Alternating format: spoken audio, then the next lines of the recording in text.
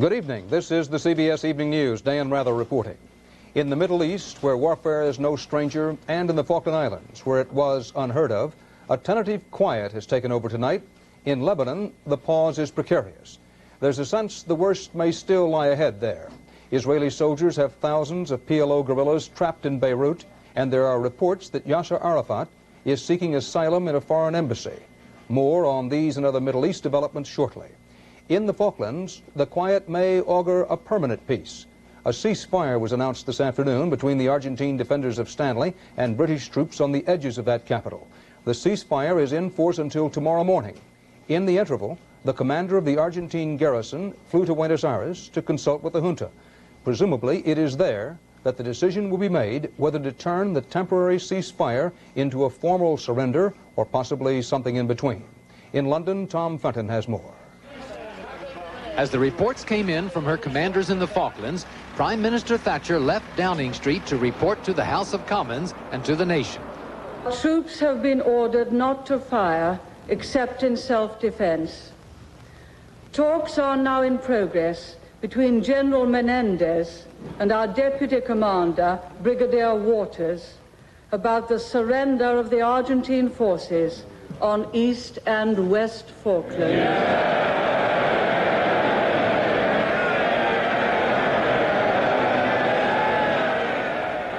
The British Land Commander, Major General Jeremy Moore, had been ordered to take Port Stanley with the minimum of casualties on both sides.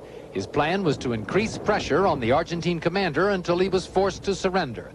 General Menendez had previously exhorted his forces to fight to the last man and the last bullet. But today, he apparently gave up in the face of the fast-moving British advance. From the high ground they captured Saturday, British Marines and paratroopers again moved forward under cover of darkness to tighten the vice on the Argentine garrison.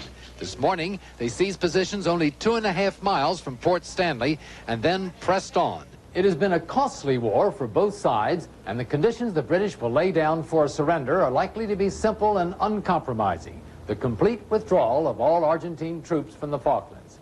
Meanwhile, although the shooting has stopped, government sources say British troops are consolidating their positions around Port Stanley. Tom Fenton, CBS News, London. Asked this evening if the war is over, British Defense Secretary John Nott replied, "It looks like it." In Buenos Aires, a spokesman for the military high command said that however the Stanley battle is resolved, Argentina will never give up its sovereign rights to the islands. Be that as it may, Bob Schieffer reports the Argentine government was also sending out signals of a different mood. Late war news is posted outside the office of one of the leading newspapers here, and crowds have gathered there throughout the crisis to get details. But today the crowd was much larger and much more tense than usual. Although the government for the past 2 days has seemed to be preparing the public for the worst, many still seem stunned, and one man raised his fist shouting, "Don't give it up as lost." Word that the shooting had stopped came only minutes after the Argentine command had reported intense fighting on the outskirts of Stanley. In the official communique issued here, the government said what it called a de facto ceasefire had begun at 4 p.m. just after a meeting between the British field commander, General Jeremy Moore, and the Argentine commander, General Mario Menendez. Military sources said the ceasefire would remain in effect until 10 o'clock tomorrow morning to give Menendez time to fly here to confer with the ruling military junta. Asked if this could be considered a surrender, a spokesman told CBS News, "I don't know what terms the British are using." As the members of the junta and other military officials gathered here tonight for meetings, new pictures from the war zone became available. Only a solitary streetlight in the settlement of Stanley can be seen, but in the background, the sound of British artillery can be heard in these exclusive pictures obtained by CBS News. We're told the pictures were taken before dawn last Thursday as the final British push towards Stanley began. The cameraman was in the middle of the civilian settlement, and at first light, the smoke from the continuing bombardment around the airport could be seen on the horizon. At that time, the town still seemed fairly tranquil, even though artillery and automatic weapons fire could be heard in the distance. The only military activity in Port Stanley at that time was the occasional movement of troops, supplies, and equipment. But earlier today, before the ceasefire was called, fighting was reported on the perimeter of town, and by British accounts, some of the Argentine soldiers were in retreat along these very streets. Bob Schieffer, CBS News, Buenos Aires.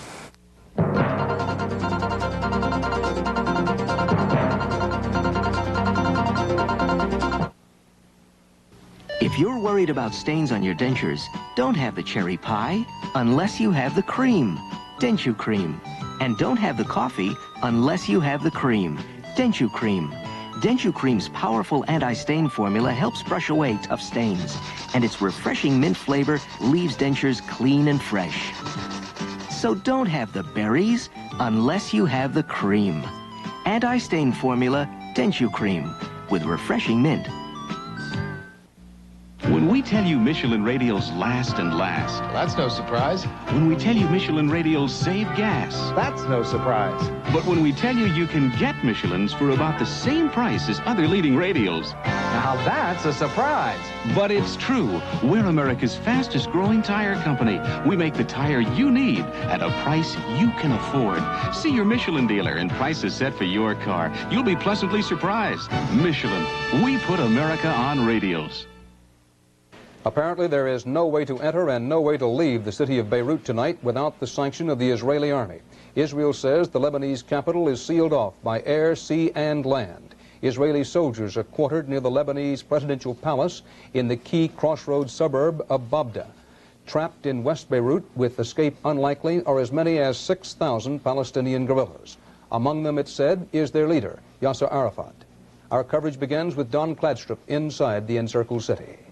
Moving in day. It had been expected. What was not expected was the speed with which it was accomplished. The Israelis arrived on the outskirts of Beirut last night, and by morning commanded several villages overlooking the Lebanese capital. Lebanese villagers greeted the Israelis with cries of shalom. Some people posed for pictures. Others made small talk with the soldiers. After more than a week of heavy fighting, some Israelis found the reception unreal. They are kissing us and blessing us. I would say that I have the feeling as the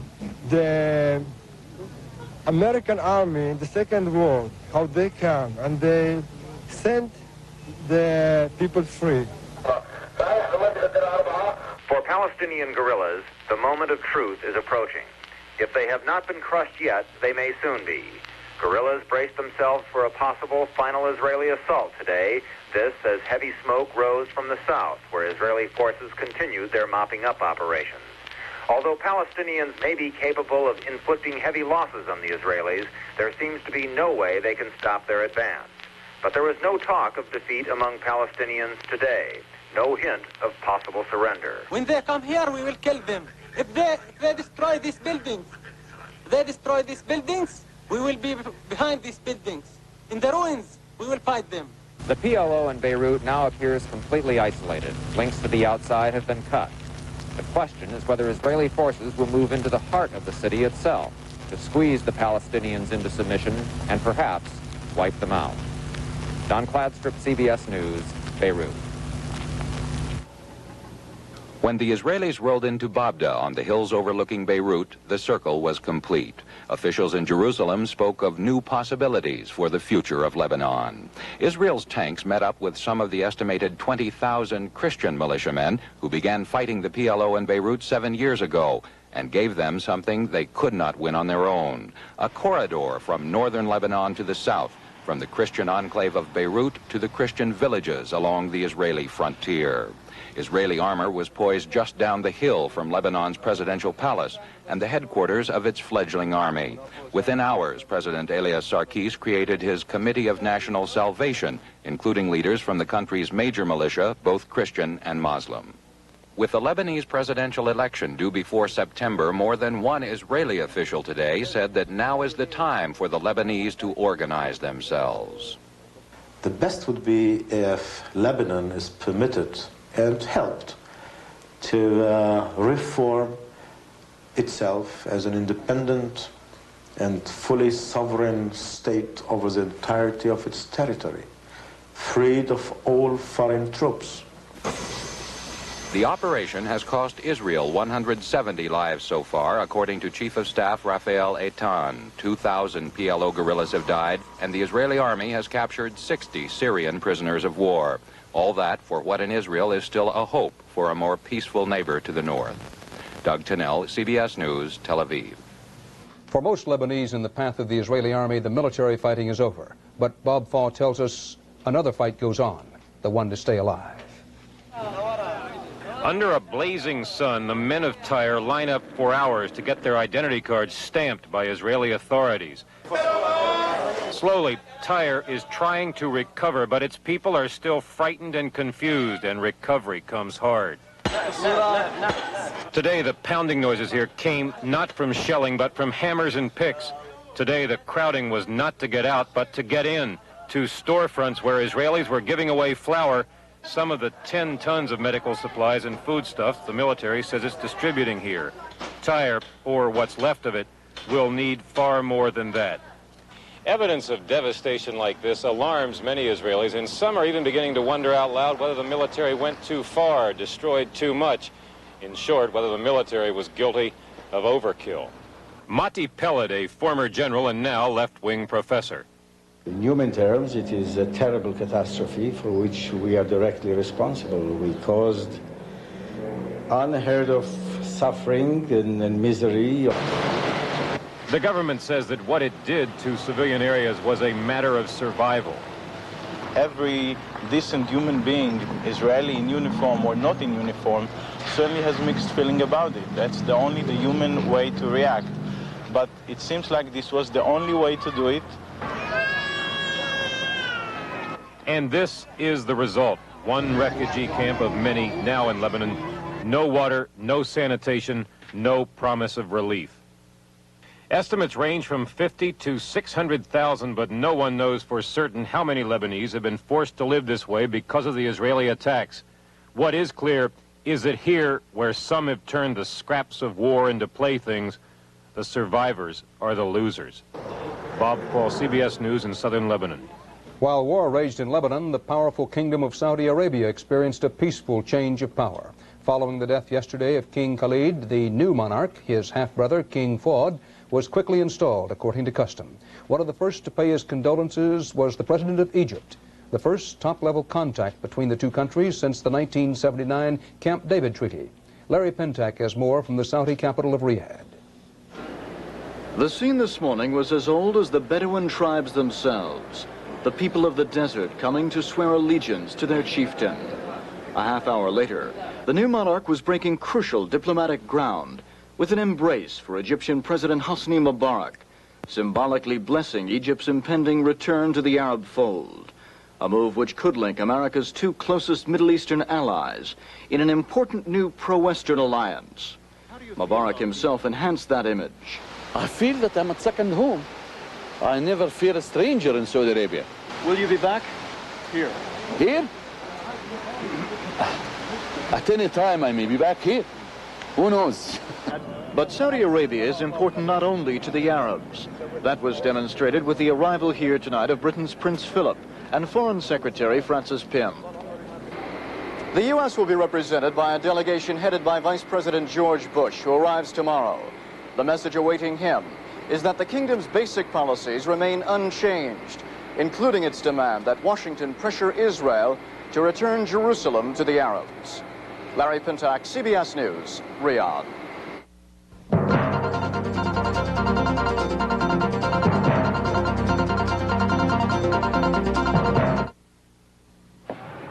Hey, Ernie, good to have you back.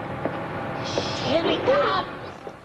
Sentry Insurance knows that sometimes it takes more to get an injured worker back on his feet than just footing his medical bills. And Sentry is big enough to do more. Sentry can provide for physical therapy, even job retraining if it's needed, to get a worker back where he belongs. Ernie, you look terrific.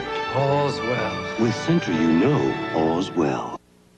We know a family really enjoys a video cassette recorder, but nobody wants problems. So at Curtis Mathis, we give you a 4-year limited warranty. That's 2 years longer than anyone else's, which means you can watch your favorite movie an extra 8,000 times and still be under warranty. Or watch an extra 35,000 comedies. Why, you could even watch this commercial an extra 2 million times. Curtis Mathis, the only VCR with a 4-year limited warranty. For all the horror stories about the high cost of buying a home these days, there was hope that somehow the situation might soon improve. But today, savings and loan officials released a new study and forecast, quote, a decade of difficulty for home buyers. A spokesman said high interest rates are the major cause of the problem. Frank Courier looks now at the results. With two incomes, it would seem reasonable that a young couple could afford to buy a modest home in South suburban Chicago. But Dan Dominy and Jeannie Ferris, who will be married in September, are frightened by projected monthly mortgage payments of $800. With all the banks, interest rates are so high that in order to gain a house like this, you'd almost be a slave to your house and really can't afford to do anything else but live in your house. Even with two incomes, the 26-year-olds have been stymied in their search for a modest $50,000 starter home, big enough for a family. I never really thought that it would get this bad. The interest rates are pretty high and they scare you, because when you look at interest rates and then you break it down to payments, you look at your income and you look at your output and it's scary. A just-released savings and loan industry study shows that housing prices last year soared to a median $72,000, and that first-time buyers like 32-year-old Richard Strauss of Indianapolis represent a shrinking percentage of the housing market. Today, only 13%. It's just bad. People are being very disgusted. They're disgruntled. They feel that they're an outcast on society. Society doesn't want them to own a home. It's just for the idle rich to have a home today. The savings and loan study concludes that today's depressed housing market could be a trend for the 1980s, unless the government provides direct tax incentives to spur savings and create capital for mortgage lending. Frank Courier, CBS News, Country Club Hills, Illinois. The Reagan administration today unveiled what it conceded are somewhat more permissive guidelines for corporate mergers. Attorney General William French Smith said the guidelines, which replace policies set down in 1968, quote, constitute an evolutionary change, but a very important change from the practice of previous administrations. Among other features, the new guidelines offer so-called safe harbors where no mergers would be challenged. New York's Citibank today raised its prime lending rate to 16.5%, reversing the cut of half a percentage point it made 3 weeks ago. Only one other major bank had followed Citibank's lead in reducing that barometer interest rate.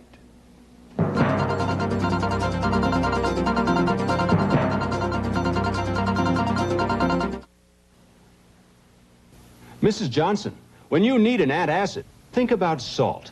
The Surgeon General's report says Americans get too much salt. So reach for Riopan Plus, a low-sodium antacid for fast relief. In laboratory tests, Riopan Plus neutralized acid in seconds, 4 times faster than equal amounts of the two leading liquids, and kept on working to neutralize excess acid. Doctors recommend Riopan Plus, a low-sodium antacid for fast relief. Riopan Plus. Michelle Lee, you have a terrific smile. How do you do it? I fight back. I fight plaque. Plaque? With new formula Pepsodent. It has a plaque-fighting formula. But what's plaque? Plaque is that awful film that collects on teeth, turning them dull and dingy. Ooh. But Pepsodent gets my teeth their whitest and keeps them that way.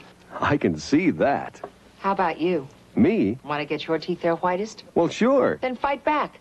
Fight plaque with new formula Pepsodent. You're gonna love it. 2 Supreme Court rulings of note today. One, blunting the use of class action suits in job discrimination cases. In a unanimous ruling, the High Court told lower courts to be a lot more selective about accepting them, that individuals suing against job discrimination can't file a class action suit unless they can show a whole group of people have the same complaint against the company. The court split 5-4 on a decision involving union rights. It ruled that candidates for union office may be barred from taking outside campaign contributions. The court noted this may limit the ability of union insurgents to fight their way to power, but it said that was outweighed by a union's need to reduce outside interference. On another matter, the High Court offered no instant replay, but promised a future hearing and decision. At issue, home videotape machines, and whether taping programs off the air and off the cable should be off limits unless you pay up front. Jeff Greenfield takes a look tonight at the living room war. How much? 127? 179. It's going to go down. Home viewing is big business, and it's going to get a lot bigger. There are 5 million videocassette recorders in American homes today, and they'll be in some 40 million homes by 1990. These VCRs, as they're called, not only let viewers tape programs off the air, they've spawned a growing business in the sale or rental of movies on tape. Movies like Star Wars, which did more than $2 million in rental business in its first week on the market.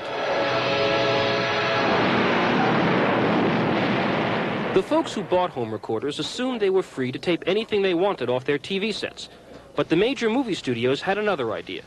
They see home recording as an economic threat. If people tape movies off a cable network, they might not watch the same film when it's shown on commercial TV, and they'll be less likely to buy or rent the same movies on pre-recorded cassettes. That would mean less money for the movie makers. Today, the U.S. Supreme Court agreed to hear the Sony Corporation's appeal. A decision is expected sometime next year, and the battle lines are already forming. Nobody's really worrying about a video prohibition with bootleg recorders, bathtub cassettes, TV speakeasies. What the movie studios really want is a royalty system, a charge of $50 on every home recorder and $1 on every blank videotape to compensate the studios for the alleged harm done by home taping. Jack Valenti, president of the Motion Picture Association of America. The only dispute is whether or not private property can be used by manufacturers of videocassette recorders without justly compensating the owner of that property. The manufacturers say this would harm sales while paying movie studios twice. You're paying twice to view that same program. Once through advertising, once through a royalty tax. The Supreme Court's decision, when it comes, may not be the last word.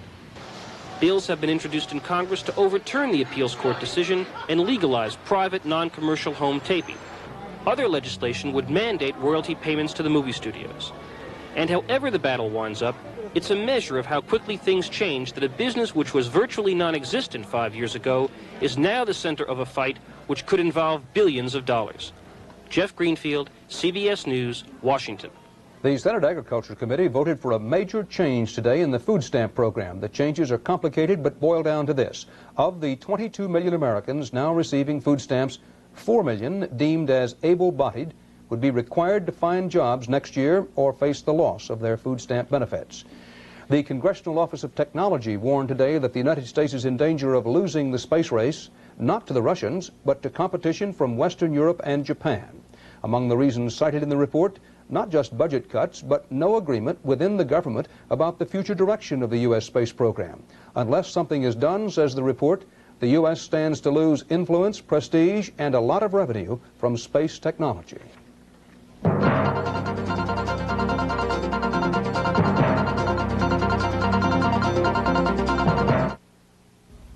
Some are born to lead with noble spirit and endless ability, like the Canon A1.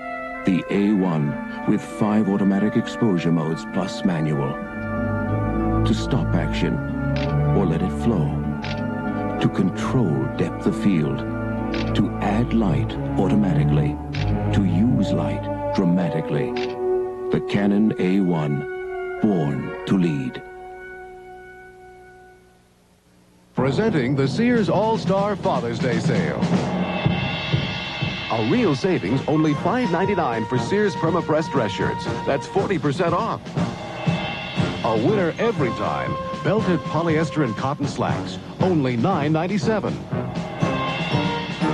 Selected plaid shirts, only $6.97. For an all-star lineup, for an all-star father. You can count on Sears.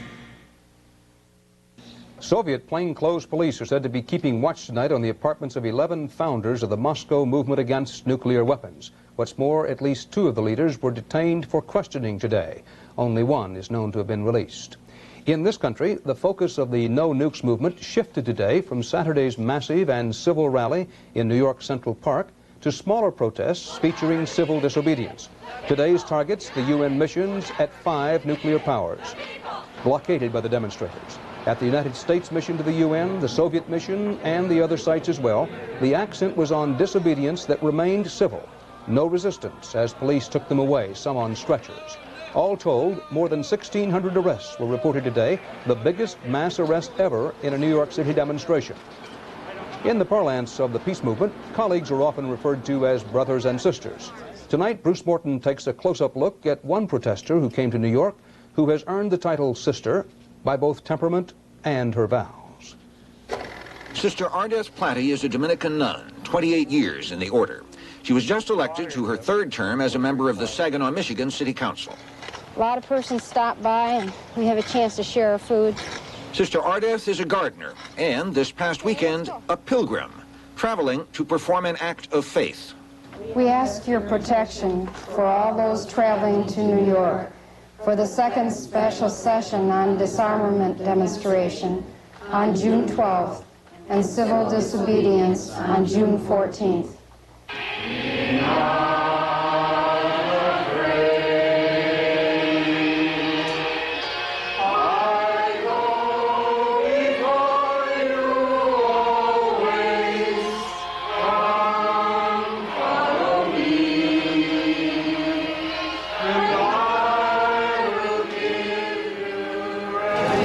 People are attempting to say you can't really start until you freeze.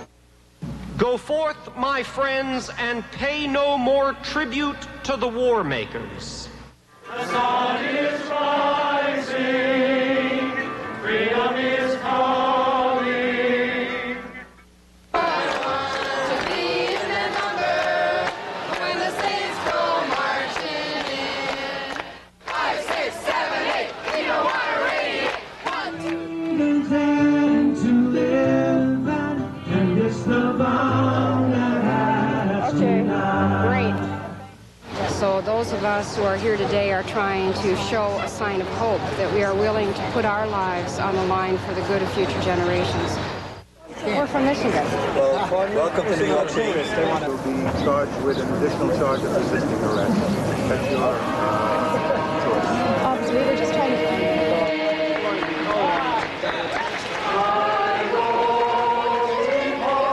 Officer, take my flower.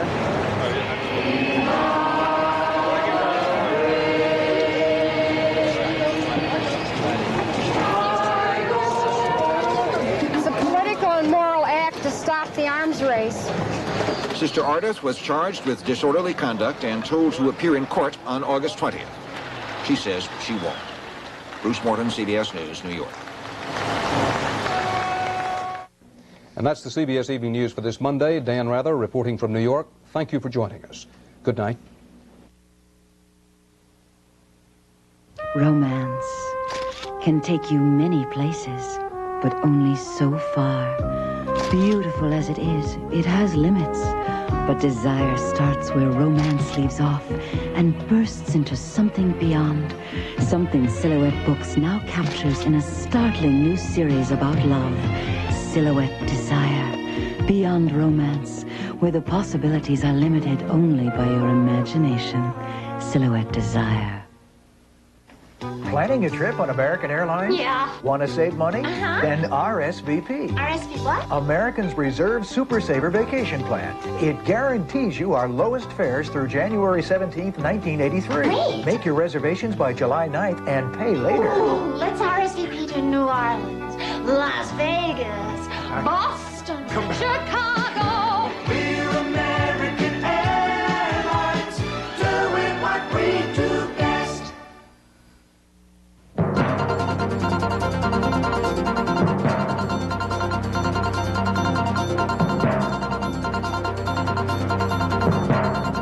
Tomorrow, the weirdest light show on Earth, the greatest light show in space, and a college for babies on Walter Cronkite's Universe tomorrow. This is CBS. That delicate compromise worked out to keep hockey in Nashville is on the verge of collapsing tonight. We'll have that story and a lot more coming up next on Eyewitness News. Flash! Cola history was made today with new decaffeinated RC.